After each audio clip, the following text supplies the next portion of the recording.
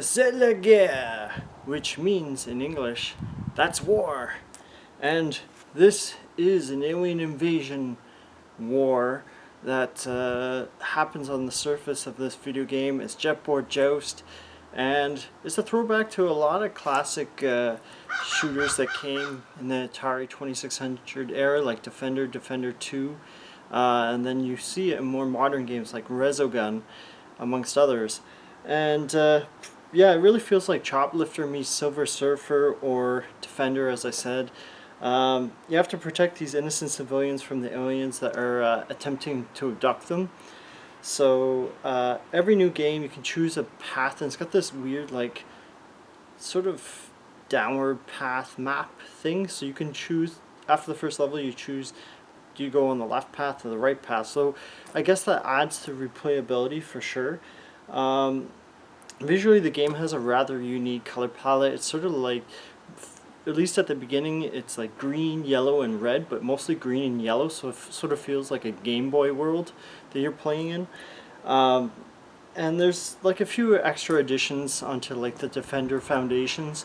There's a store you can like buy random weapons. They don't explain really what they do. You sort of learn along the way and upgrade your character.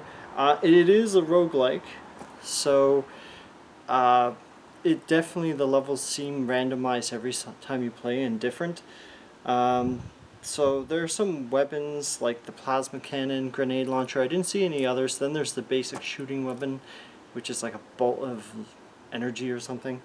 The game's quite fun at first. When I first started up, I'm like blown away by the title screen, blown by the music, the intense action and everything.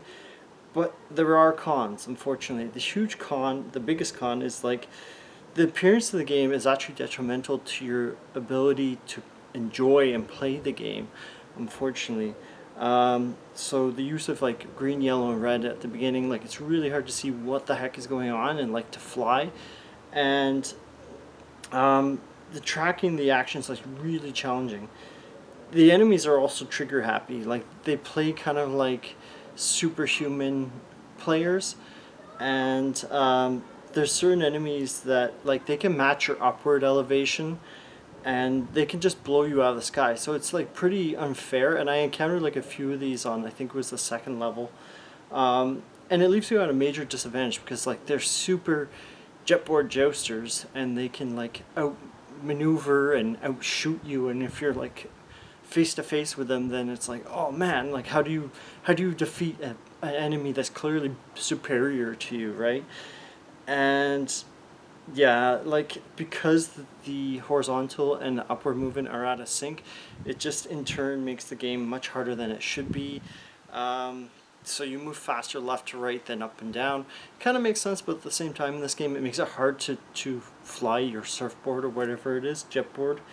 It's $11.49 full price. I played 2 full rounds until death. I only got to like the second level, but I think there's only like 10 levels maybe. As cool as the game looks initially, like I just felt like, and like in the intense action, like it just, the game is very challenging, and I feel like that challenge is it's like too much for most people. Like the general public will just play like a similar game, because the games I mentioned earlier, like they can just play that and enjoy and play for fun. And this now the boss battles seem cool, but I couldn't even get to the boss battles. So like having cool boss battles doesn't matter if people can't progress through your game. Ultimately the game's not horrible. Just the gameplay and the control flaws, it makes it average. It really takes it down a few points. If you can buy this for $5 on sale instead of almost $12, I'd say go for it.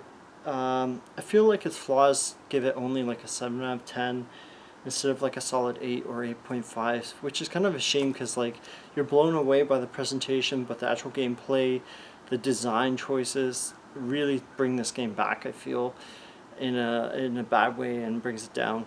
So anyways, excuse me, I gotta quintain. Bye.